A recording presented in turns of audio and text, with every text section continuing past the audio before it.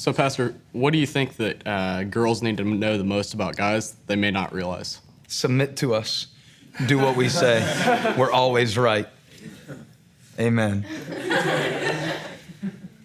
In actuality, I think that women need to know how insecure men really are, because men have this way of bowing up. We have this way of powering over, and we have this way of not wanting to show our weaknesses. But if you could really see beneath all the bravado, and if you could see beneath all the testosterone, you'd see that most guys feel very insufficient, especially now that I'm not a teenager anymore, especially now that I have so much responsibility. I have a church to pastor, I have a family to provide for, I have kids to raise, and I don't know how to teach my kids how to fix a car, and I don't know how to teach my daughter how to cook. And I don't really know if I'm getting it right in the things that I'm teaching them to do about school. And I don't even really remember the math that my 7-year-old is bringing home in his homework. In the meantime, I've got challenges that are bigger than me that happen at work. And I think you have to realize, both at a foundational level and a relational level, that men are very insecure. Once you understand that, you don't tend to put an unhealthy level of trust in a man in a dating relationship, because you don't want to wrap your identity up in somebody else that is insecure and is still trying to figure out who they are. If this were a marriage seminar, I'd give a little bit of a different answer, and I would say that if wives knew how insecure their men really were, they would encourage them and build them up more, because they really don't need to be put down anymore. And that's one thing that Holly does really well for me, is she builds me up, and if she finds me doing one thing right, instead of beating me down for the 50 things I've done wrong, she'll take that one thing and magnify it until I feel the strength that I can go forward. So that's very powerful. But within a relationship that is a dating relationship, I also have to tell you, ladies, you have no idea how physically stimulated men are, even Christian guys who want to live for God. And I hate to break it to you, but Christian boys at age 14, 16, 18, they don't have hormones. They are a hormone, like one big hormone.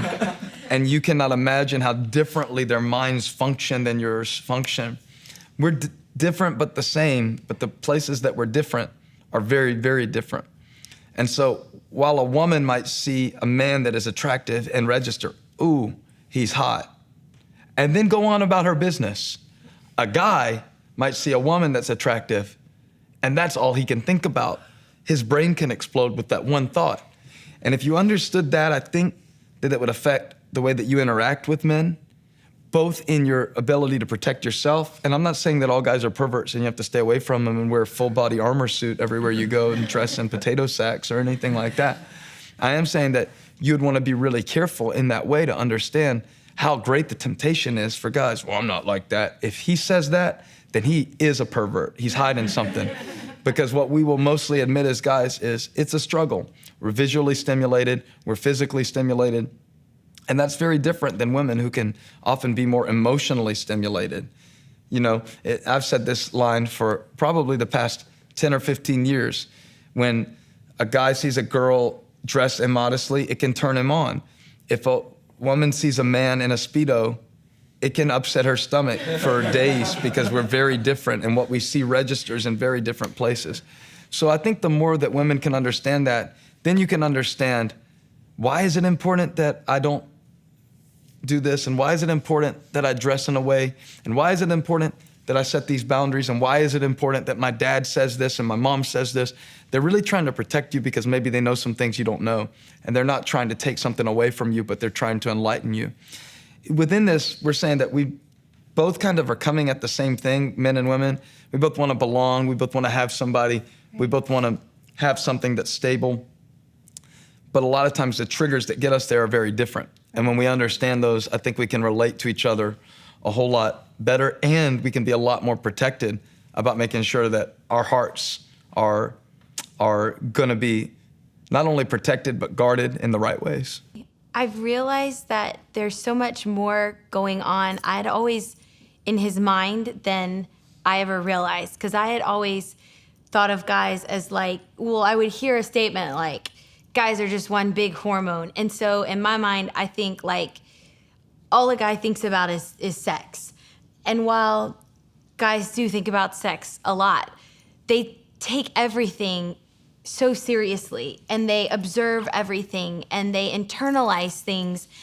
It's almost like, I feel like our culture, women are taught that men are not complicated and women are complicated. But I actually feel like, as I've been married, that men are more complicated than women because everything is on the inside. They internalize everything, whereas a woman, you know, you give me flowers and ask me what I'm feeling, and I'm gonna just spill everything all over you. But guys don't do that. And so just knowing that there's more to it than this jock kind of personality. There's so much more being internalized inside a guy's head, and not necessarily needing to decode that, but maybe understanding that about guys and understanding that there's more to them. Something that I say could hurt them, even though I would never know externally that they were hurt. Something like that. And pretty much that I'm awesome. And pretty much that my husband is awesome. She had no idea how perfect this package really was. That's true. My question is, what do guys need to know most about girls? I think that guys need to know that girls are emotional. And I think that guys know that, we laugh and we cry easily. But I don't think that they realize that romance to us is not necessarily physical, it's emotional. And so when a guy gives a girl a flower or says, "You're my best friend," that's like saying, "I want to have a relationship with you." And that girls take everything and read it through an emotional lens and not a physical lens. I also think that guys would need to know that girls are not necessarily sending the message with our dress that they think that we are. So if a girl comes in dressed in a short skirt and a tight top, I think a guy thinks that they're sending the message, I'm easy, or I love to party with guys, or whatever. When really the girl might be thinking, I look cute today, and have no sexual connotation towards anything that she has on, even though a guy may be taking that completely the opposite. And I think for girls, it's really important to understand that about guys, and knowing. Well, if it ain't on sale, don't advertise it. And That's knowing, what one preacher said. knowing that just because something is cute and something is stylish doesn't necessarily mean that that's the right thing for me to wear.